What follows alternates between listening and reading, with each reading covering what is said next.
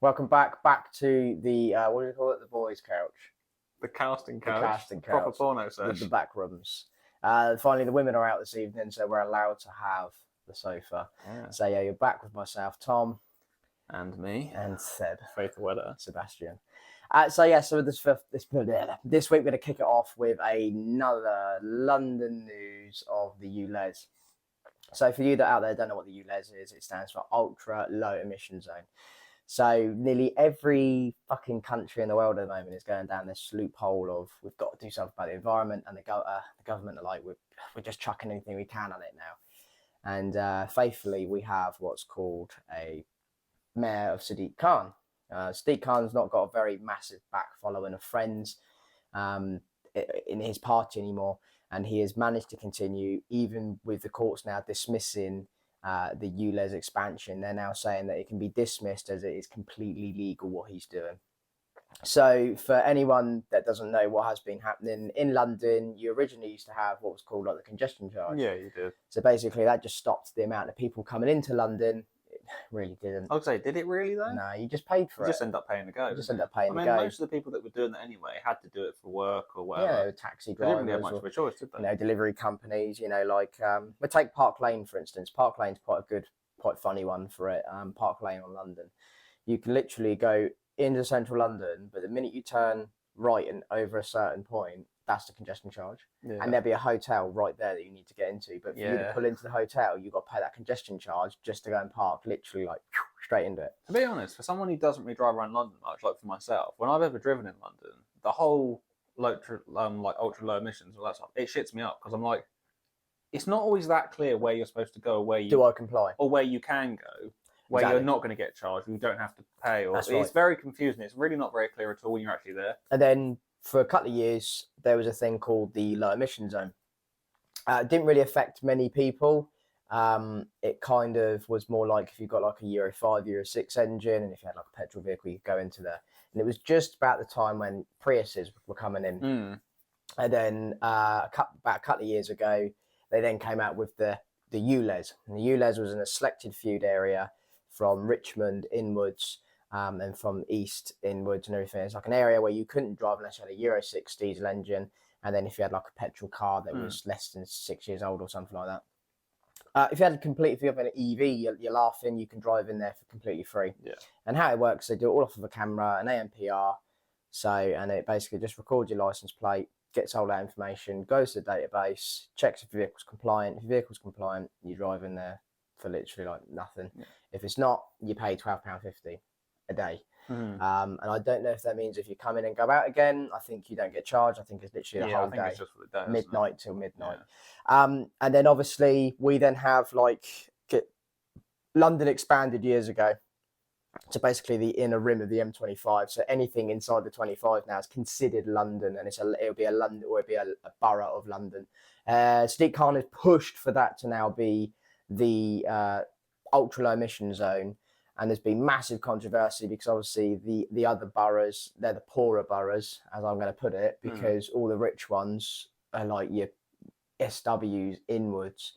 And basically like there's now including lots of other boroughs, such as Harrow, you know, Bromley and everything like that. Croydon are going to come into that factor. And this will be coming into effect on the 29th of August 2023. So whether or not we like it or not, this is going to be happening now. And a lot of Londoners are going to be basically stuffed because they've got to get rid of their vehicle. Yeah, it's a bit of an interesting one. I mean, what do you think of it in general, the idea of it?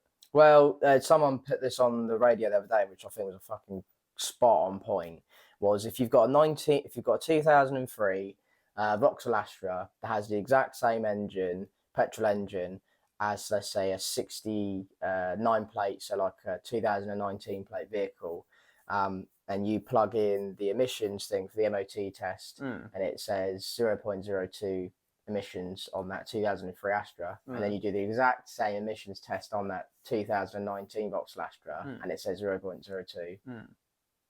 Is there really any need to change that vehicle because that vehicle still complies. Yeah, that is odd, isn't it? So it makes me wonder if it's more of a cash cow of Sadiq Khan don't want to see old cars being driven around London because he's had enough seeing old Rogers. It is weird. I mean, I wonder how much it actually works outside of just a money-making machine. Well, let's think about it. We got 3 of the most busiest airports in the UK that are within that M25. You've got London's airport, which is just on the east side of London. Then you've got obviously Gatwick and then Heathrow. Now, I'd like to know what these 3 airports are throwing out per tonnage a day in carbon compared to vehicles. Imagine it's a fairly large amount. Exactly. And now considering that majority of vehicles that I see driving around London at the moment are EV or hybrid.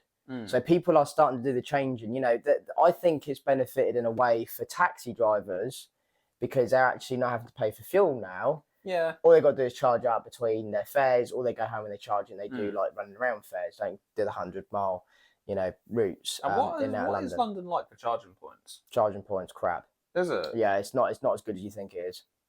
Considering for capital, it's meant to be like literally. Well, they're really pushing for low emissions, no emissions, all this sort of stuff. I'm surprised it's not easier to have an electric car in London. Not at all, no, because what you got to think is London's already built up area as it is. For them to then go and take land to then go make it an EV charging point, it isn't there. Yeah, I suppose it's hard. Shell have converted a petrol garage into the first EV garage. Okay. You can't literally go in there and get fuel. It's literally EV only, but it still has the cafe, coffee shop, everything inside it. And that's based in I believe Fulham. That's in Fulham. So one of the good things about an EV, that's there, and like an EV, I was going to petrol station, but an EV station is the fact they can be a lot smaller. It is a lot smaller. They don't need the size they of don't like need a full-on petrol station or anything. No, they can literally just be parking spaces one after the other. It is literally like that. I think it's like 8. And it's you can get vans in there and everything to do it. Say you had like 12 pumps at a station, you could probably fit 24, 30. But you think that's the only one at the moment. There is more coming, but it takes so much time and development because at the same time they've then got to run the electricity into there. They've got to upgrade all the cables and everything that go into it. Yeah, I'd have thought that's quite a lot of power output. It's a lot of power output. You've got like 12 charging points and all 12 are in use. That must be quite a lot of There's a lot of power draw to that area, exactly. Oh, that almost sounds like it could be a bit of a danger. At the end of the day, you can't really foresee the future, but is it future proof? We have a power cut, there is literally no power to that place. Yeah, that's an interesting. And I know you might say, but if there's no power to a petrol station, you can't use the pumps anyway. No, but you can still just open the manhole cover, pop a rod in there, and then put your own pump on it. But I'm not putting anything out there. I'm not writing that in stone to say that's properly what you could do. But it does work. But they're starting to put electrical charging points on lampposts now. Oh, right. Yeah. So when we work near lampposts, we have to now take into the factor that if it's got a plug-in bay, we then have to take into account that there's now an earthing mat under the ground of the slabs for that charge. Oh, that makes so sense, these earthing mats are quite big, and if we hit them, we can cause some serious damage, not just to ourselves, but also financial impact on companies and to our company as well when we do it. So there's loads of these factors of it. So it's working. It's getting there. Everyone's getting there slowly. Everyone's doing the turnover. But my biggest theory is always going to be, but what if we run out of power? Like we can all sit here and be like, a prepper and everything like that, and just be ready for when the world ends. But let's just say, for instance, one day, I don't know, something happens in London. We have a major power cut, and no one's able to charge their vehicle and get anywhere. We'd have to all go back to bicycles. Yeah, I suppose one of the things with the whole EV thing is I'd quite happily get an electric vehicle now, but as we've discussed on the podcast before, they're so expensive. Very expensive. Like they're a lot more expensive than getting a petrol car. Like you can't easily get, say for someone who's not got a lot of money, or even someone that's just making an average wage, you can't easily get a second-hand EV. No, do you know what I mean? That's it, and that's where we fall into this next part of our topic here. Rishi Sunak has urged Sadiq Khan to think twice on the ULEZ expansion. And it is because of the fact that what we're in right now, as you've mentioned, money. Money is a massive problem at the moment for people. People are struggling just to, people even getting food at food banks. Yeah. Let's just put this into perspective. And then let's just say, for instance, but we've got a scrappage scheme. You get $5,000 for your car. Let's say, but the average second-hand EV car is 29 grand. Yeah, it's not like it's, you're going to So that $5,000, you're going to have to then go find another £24,000 or £14,000, to go get this, then finance and by some point along the way, you could just get a cheaper petrol car. You could just get a cheaper petrol car for that $5,000 that could fit into that Euro category. But the problem is, how much more down the line do you need to be preparing yourself to the point where if I buy another petrol car, crap, what about the next 4 years? What's he going to do then? Yeah. Because it's not. Then we're going to end up with probably the ultra low emission zone. We're probably going to end up with the ultra low. Yeah, no emission. We will. Point in the centre where it will just be no emission zone. It will literally say NEZ. It'll say NEZ, won't it? Like no emission zone. So it will get to a point when it's to that point, and your car must run off of like green eggs and ham. I don't know, fucking hell. But that's how it's going to get. And the average consumer can't do that. This is more of a. In a minute, you won't be able to drive around London. It'll get to that point, and it'll be the rich and famous that'll be able to pop around in their Lamborghinis, and that's what I want to get onto. He needs to stop looking at the everyday commuter. He needs to be looking at what is being done in London, because I'm not being funny. There's a lot of construction that happens in London. Let's just think about that plant. The generators that are there to run the facilities. Yeah. They are diesel. Sometimes they're connected to the grid, yes. Sometimes they're connected to electricity, but again, it's a demand for the electricity to a construction site. Then you've got the plant. Yes, I know everyone's saying that we've got more of a hybrid engine and everything like that, but until you get full zero emission, there is a lot of construction. We haven't got diggers yet that are electric. We're not even allowed to, I don't think, have electric diggers work around what we do. I don't even really know if the power output of an electric digger would really work with it. Like, would that really be feasible? Like an electric digger, I think it would die after about 20 minutes. That's what I'm saying. Like, because of the raw power output you'd need to move every exactly, to even excavate or anything. Exactly, the power output would be massive for electric anyway. Exactly. I mean, JCB are the ones that are doing it, and you'd have to have probably talk to them. So you'd have to have a battery the size of a car on the back, surely. Exactly. That's what I'm trying to get at. So it's the size, it's the compatibility, it's everything like that. And like I say again, London's small, so it's the demand for charging points, and then obviously they're doing these channels now in your footpath where you can run your cable to your car. Yeah, that's good.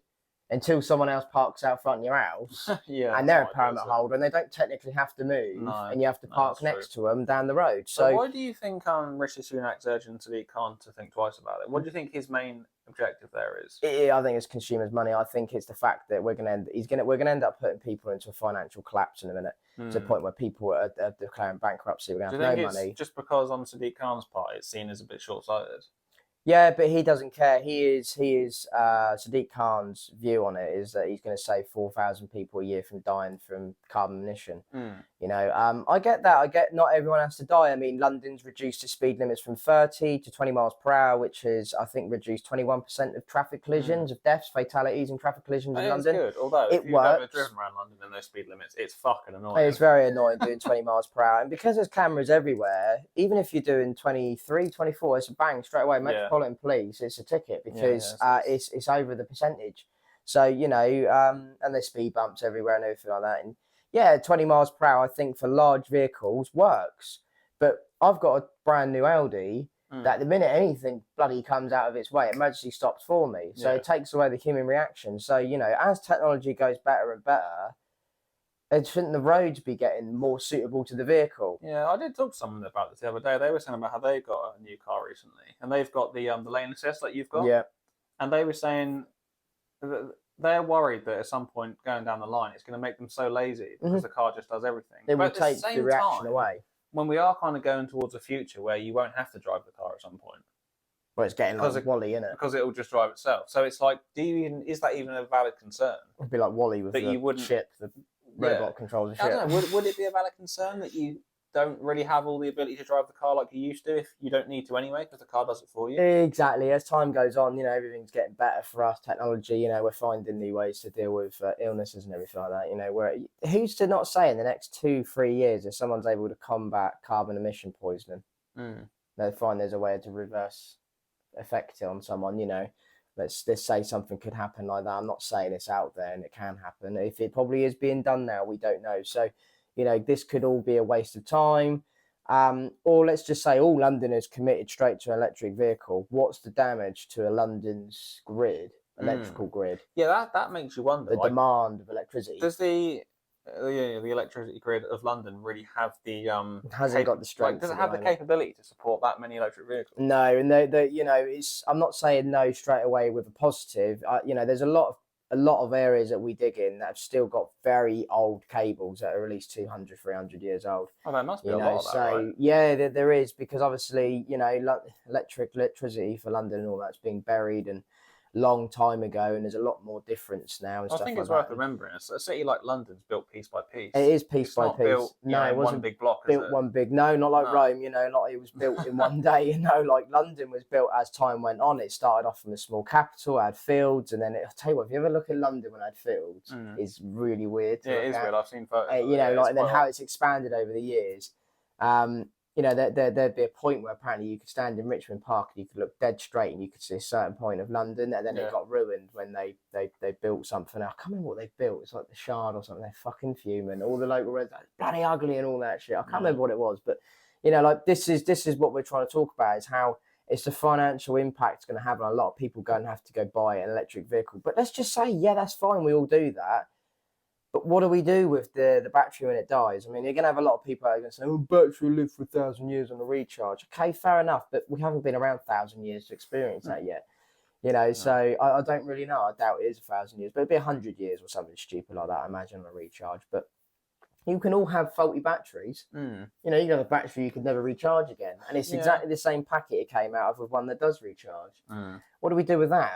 At the moment, we don't have any technology to deal with it. I mean, we break it down, I suppose, and then it becomes scrap. I think when you look at what London's like today, and a lot of people are saying, oh, by 2025, 2030, it's going to be all electric vehicles, all this sort of stuff. Like, when you actually look at how many regular cars are in London on a daily basis, it just seems so unrealistic.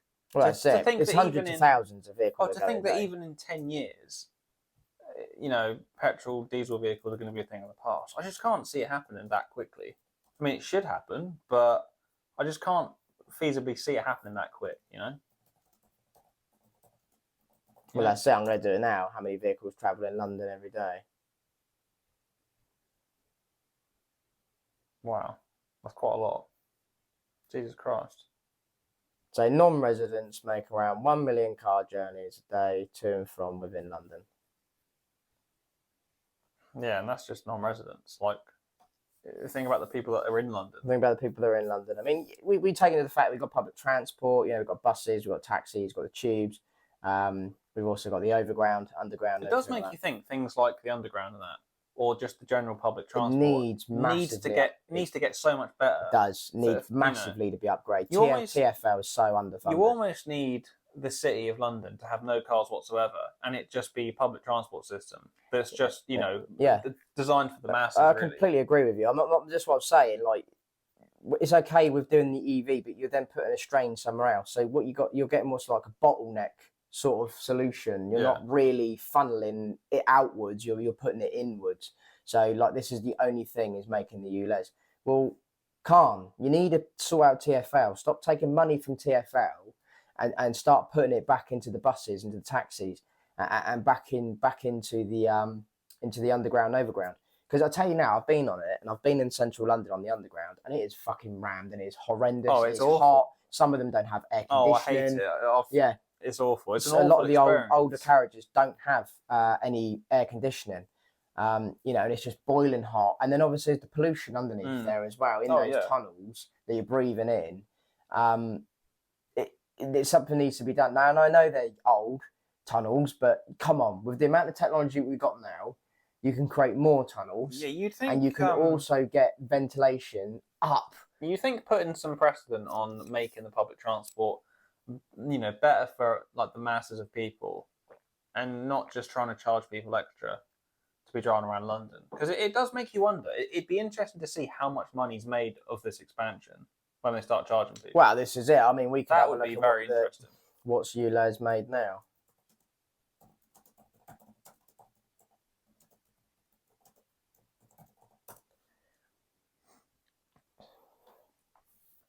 Wow. So it's made £224 million last year, ULEZ. And you think with the expansion, it's probably going to double that, maybe even triple it. Maybe even triple it, mate. That's mental. 224 million. So where does that go? You know, Yeah, that makes you wonder. That's quite a lot of money just to not really know what happens with it. where's the ULEZ going? You know, 24 million of that could go back into the people's pocket to give everyone a car. Yeah.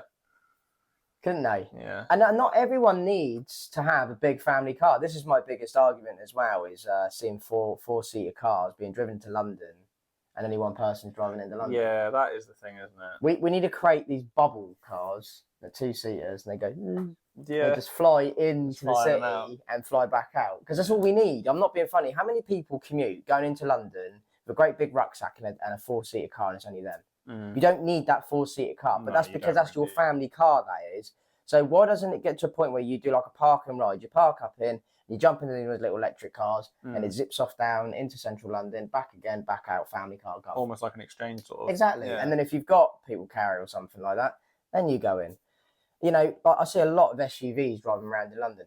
Don't need an SUV in London. No, you don't need an SUV in You London. do not need an SUV in London. And people with supercars, what's the fucking point? You can't go no more than 20 miles per hour. No, just So, revving it up at Mate, 20. exactly, mate. You know, you see a lot of these like famous rich people coming in. They got like their brand new Aston Martin. You think it can't even go over 20. Yeah, but it's got a top speed of 240. Oh, well, You good can't job. even do that in this country. No. You can't even go over 100 without getting nicked, without losing your license for life. Sometimes when It's pathetic. you see someone with a supercar or some sort of sports car on the motorway, and they're just got cruising along about 70 miles an hour. Yeah. And it's like, why did you spend 60, 70, 100 grand on a car On a 5.8 litre just twin to turbo engine, drive 70 miles which an has hour got down a the fuel road? consumption of like It's got like a max 3 gallons. It's got like a max speed of like 200 miles an hour. And Yeah. It's like you're never going to get to do that. No, and you're just ruining the tyres on it, which will get expensive. And so you curb and alloy in London because the fucking curbs they've got there are like 8 yeah, foot tall they and they're are, aren't granite, they're solid. Fall off one of those and break an ankle. Exactly, you know, like, and then there's just the engine itself, and then you're just putting unused miles on an engine. It's going to cost 20 grand to service it. Yeah. I'm sorry, I think at that point it's just you're just wasting money. Like, why would you do? I You could agree. just get a Peugeot. Well, I wouldn't get a Peugeot. I wouldn't even get a Clio. Just get like, I don't know, a bloody Astra or something, Yeah. and just drive that in and out of London. It just, yeah, but it is. And then look at it, 222 million pound made last year on ULEZ. We'd like to see what's going to happen there. Okay, 200. I don't know. I think even there, like, it was the court hearing was like something like 1 million or something, and someone kicked off saying that would have paid for like 300,000 school dinners. Yeah. It's true. It is true, yeah. To get them into court for him just to turn around and go, we think it's legal anyway, what he's doing. He's not really doing anything illegal. No, he's not doing anything illegal because he's got people that are working behind it that are brainiacs. Yeah, I would really be interested to see how much more this the new expansion zone makes in terms of money over the next year. I mean, that data was obtained by the BBC, so I would take that with a pinch of salt. Well, it does say official figures, so Well, That's that. what BBC said is official. well, apparently. BBC are the most corrupt, lying bastards in the country. But yes, so if you want to believe them, you believe them. You know, Big Brother saying it all. But yeah, so yeah, I think I was going to end that one on Rishi Sunak having a go at old Sadiq Khan, and Sadiq Khan getting his way with his ULEZ. Yeah, I guess we'll see what comes of that. That's it. So yes, you've heard it. Brace yourselves. It's happening. It's all real. It always was. UFOs confirmed. UFOs. The X-Files. The aliens Play are the theme. here. So yeah, whistleblower tells Congress the US is concealing multi-decade program that captures UFOs. Ta-da! Do you know what's hilarious as well? Roswell. I don't know about you, but everyone I've seen on TikTok, Twitter, nobody gives a shit. No. Like, nobody, just don't think anybody cares anymore. No. 'Cause I think it's gotten to a point where you read this and you're like, oh yeah, obviously. I think everyone thought that anyway. You know? It's only always in America, though, isn't it? Yeah. It's always in the United States of America. Yeah. Yeah. I want to see an Indian UFO sighting.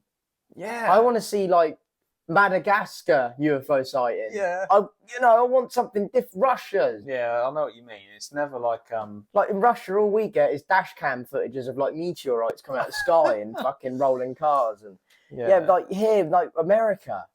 UFOs. I mean, we got released a couple of years ago that confirmed footage of a fighter pilot couldn't track that UFO. Mm. It was so fast. Yeah, it does make you wonder, doesn't it? Because I know a lot of people say UFOs, aliens, all this sort of stuff, but I would be very skeptical to think that this is going to be some little grey men out the sky. No, of course. When we say UFOs, we've got to tread lightly here. We are not talking about an alien species. We could potentially talk about an unidentified flying object. That could be classed as a fucking kite. Yeah. Chinese weather balloon. It could just be a Chinese fighter jet, you know what I mean? Exactly. It is something that is unconfirmed. Like we've got what's called USBs as well, I think. Unidentified submerged... No, USO. Unidentified submerged object. Oh, okay. So we've also got water UFOs, but USOs. Well, that's the thing, though, because it's worth remembering. UFO is so synonymous with aliens, but UFO doesn't mean alien in any way, it doesn't mean alien in way, shape, or form. It's just we couldn't identify what it was. Just means it's flying around, you don't know what it is. A bird could be classed as UFO. Oh, yeah. Something they're able to pick up on radar that they can't class what it is. I mean, we got stuff that goes undetected under radar.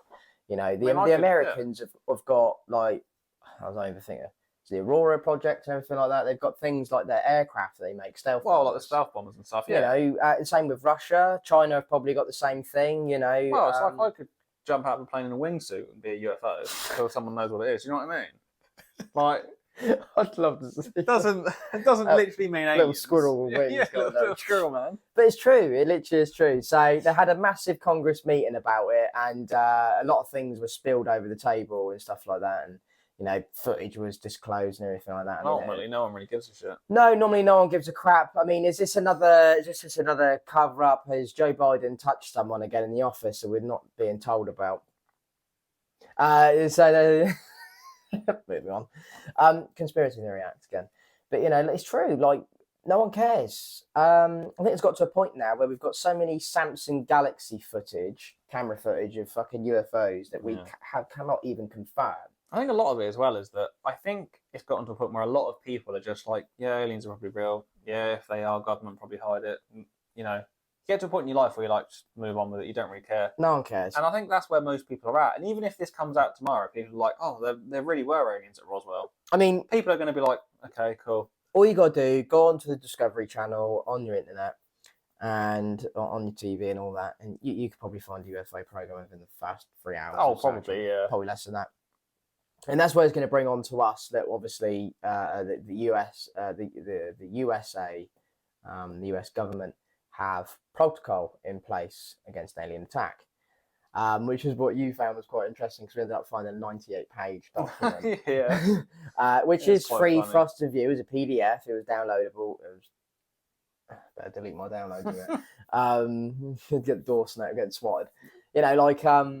It's out there. All this information is free to the public now. I mean, I like the way that they used a film. Oh, from Arrival. From Arrival, of we're human. I think it's funny as well because people are like, oh, they've got a document talking about how they're going to deal with an alien invasion. Well, obviously, it doesn't mean aliens are coming. No, it doesn't confirm it at all. It doesn't even confirm if there was such a thing. It goes. But it would be some conspiracy. Yeah, I mean, it would be stupid not to have something like that in place. But it's just funny to think about because it seems like sort of thing that is probably a waste of time and money. But at the same time, if it ever did happen, you'd want something there. Well, this is it. And obviously, there's a massive UFO following in the United States. Oh, crazy for it. You can go to the Nevada, can't you? Have you seen the tour you can do in the Nevada? That's it. You go and meet the mailbox, everything like that, the famous letterbox. Then you can go to the cafe, go to the diner. Yeah. You can go and talk to some UFO quacks out there if you want. The guys that live in the trailers with their little satellites and stuff. Probably amazing. I expect there's some things that they see out there at night. It would be like if you were here in England where we didn't have so much bad light pollution, we could probably see a lot more. I guess it's funny as well, though, because these sort of guys and girls who are, really crazy for the alien stuff. UFO chasers. Yeah, you almost get to a point where you become a bit of a self-fulfilling prophecy in the sense that you believe there are aliens out there. So anything you see you can't explain, you think it's an alien. No, exactly. It doesn't necessarily mean the unknown. It doesn't mean it is. It doesn't mean it isn't. But that's all that this is going to do now, isn't it? It's just going to add. It's what someone's done is they've had a nice little barbecue going on, and then some pricks just slapped a load of flammable gel in there. because that's exactly what they've just done now, Congress. They have just, everyone right now that believes in it, you're going to have people coming out of armchairs doing documentaries with his missing leg, and he's going to be going, they took my leg, you know, and people are going to bloody believe it. You see this stuff, and the people that believe it already, they're going to try and fit it around what they already believe. They're not going to objectively look at the evidence. I knew it. Back in 1963, my daughter was abducted, and the government confirmed it, and they wouldn't say it for years. I want compensation. That's how it's going to come out sure now. You'll get a few of those. We're going to end up seeing it now. We're going to end up seeing a lot more UFO documentaries, and then always in a documentary, what they end it with is a question, never the answer. Oh yeah. So you'll go a whole hour. You'll go, "God, this is really good," and they'll go, "So, did they build the pyramids?" Yeah. And then it'll go, we'll never know. And then it's the best ones are the programs that are called something like "Do Aliens Exist?" Now at the end they say, "Do they?" Do they? It's like, fucking watch it so you can tell me. I mean, it's like even going down on the subtitles here, related coverage. You know, we got NASA's talking about it with public. You know, with the public ahead of the final reports. We've also got the Pentagon receives several hundred of new UFO reports. I mean, I bet that's daily. Something that's funny. They've received hundreds of new reports around the time they've started talking about it. Exactly. You know, Congress dives into the UFO, but no sign of extraterrestrials. You know, that's what we're trying to say here. And I don't know what Congress aimed at doing here by having a massive Congress meeting about UFOs. Aren't Congress like government? Aren't they like government officials? Didn't they just need to get tapped on the side and go, Mr. President? And they just give him the file and it says top secret. And he looks at it and it's all of its black lines. And there's like one bit that just says UFO confirmed. He goes, hot shit. And he flips a cover and there's a little disc in the photo. I mean, we've never actually seen anything more than these UFOs. There are so many, all we get are these dots, these Madeleine cakes flying in the sky. I think the thing is, there's so many hoaxes. It's hard to be able to tell the difference, especially these days. Well, you know, where's all these Samsung Galaxy people at with their fucking supersonic camera? I mean, that uses AI technology to make the moon look better. Yeah. Where is it? You know, people say they get the moon in the living room. It's not really. Where are they? Where's their cameras with these UFOs? I haven't seen any. Yeah. I don't see it. Like you see a few photos here and there, but it's like there's nothing definitive, and there never really has been. No. Let's see it. Very clear photo of UFO. But then it's like, how do you know it's not just best ever UFO photos resurface? You know what I mean? Look at it. That's what I mean, though. Come on. That could be a fucking cheeseburger. It's just someone with a fishing line with something. That literally is a frisbee. That's something out of Men in Black. Like, it could be UFO, sure. But these are some of the best images, and they're in black and white. So what's happened now? That's the most recent one we've got, and we've got it in like X-ray vision, like with like thermal imaging. And you're also looking at it, and you're like, that could also just be a fucking eagle. Do you know what I mean? Golden eagle. Wah! Yeah. You know, like, yeah, it's true. Like, no one really confirmed anything at Congress. They just basically come out with the information of that, yes, UFOs do exist. We do follow the information on them freely. And so you're the government. You should be tracking anything that comes into the airspace of this country. I mean, like, if you're going to say there's a no-fly zone over the Pentagon, you're not just going to not record that area because you're always going to have that risk. You need to keep an eye out. Yeah, you got to keep an eye out. So anything they do get that logs in and out of the country, you're going to get it. I mean, until they physically fucking land on the president's lawn and they start going, we are here, you know, and Spock comes out, you know, fine. But there's no until there's any clear evidence. I mean, it's anyone's guess, really, isn't it? But where are the Samsung Galaxy? The Samsung Galaxy like S1000 now, sorry. Where are they? Where are they with their supersonic biological camera that can like find germs on your sofa? You know, like where are they? Yeah, it does make you wonder. You don't see those photos. I think as well with all this alien stuff. That's it. There we go. That's from Samsung. Proper like Photoshop stuff. It's like the light in my kitchen in the ceiling. Yeah. You got to try to come to these photos and all that. People can see what they're looking at. But no, it's like, I mean, I suppose as well, bringing the tone down a bit, it does ask a very important question. Would you have sex with an alien? Are we alone? Are we alone? No, because I don't. Wait, what if it's consensual? Well, I mean, do you reckon the alien even knows? That's the thing, though, isn't it? I remember talking to someone the other day about this, and it's like they'd get confused because we would say I'm a day then. Yeah, but it's not as if aliens are going to come down and they're going to look like Gamora from Guardians of the Galaxy. Like, they're probably going to come down like some fucking tentacle creature, you know what I mean? Like the things out of actual Alien. Well, yeah. Or like a massive bad backstabbing spine thing. It's not going to come down with like, acid, it's not going to come down with 3 tits. It's not going to be nice, is it? Fucking barbed fingers and like Razor something like teeth. Total Recall. Yeah, It's not going to like that's Total what I Recall mean. again, you know. Like it. I mean, even like when they did that and Arnold Schwarzenegger went to Mars, it's not feasible.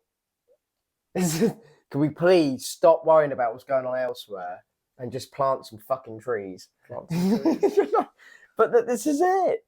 Like there's actually like UFO documentaries with them stealing elk. Yeah. The fuck do they want with your fucking elk? And it comes back and it's got like half an antler. No, it bloody knocked it off in a fight, didn't it? They do come off, you know, but it just this is what it's going to do. Yeah, it is. I mean, he's doing the Umalati symbol. There are so many crazies out there and so many Yeah. hoaxes. You have no real way of knowing if any of it's true, and there's no clear evidence. So I think that alone just points to the fact that we probably haven't ever seen any I aliens. mean, he's asleep, isn't he? I don't think he's with it. He's gone to bed. Santa Claus at the back. You know, like this is it. What have they done? Just basically tipped a bit of water over the edge, and now a load of conspiracies are going to flood out. Oh, yeah. I mean, it's the way it even says it. It just says tells Congress concealing multi-decades program to capture UFOs. I mean, they're going to, you know, like it's like, you know, they've got people out there that capture the count of bees daily. You know? It turns out this footage is just going to be the US government footage of like planes that were flying where they shouldn't be. Well, that's what that photo is. That's all it's really going to be. Basically. It's not I mean, be, like, let's face it. Let's talk about that jet that got took out, that drone that got took out by a Russian jet. I mean, did that not make news? Yeah, but it did. But this is just come subject to it. So, yeah. So you've heard it right. UFOs are real. Basically, everyone panic, run to your bunkers. We're in immediate contact. Yeah. Watch Signs. It's a good film. Yeah, and if you get a chance, have sex with one, and that's not what it's like.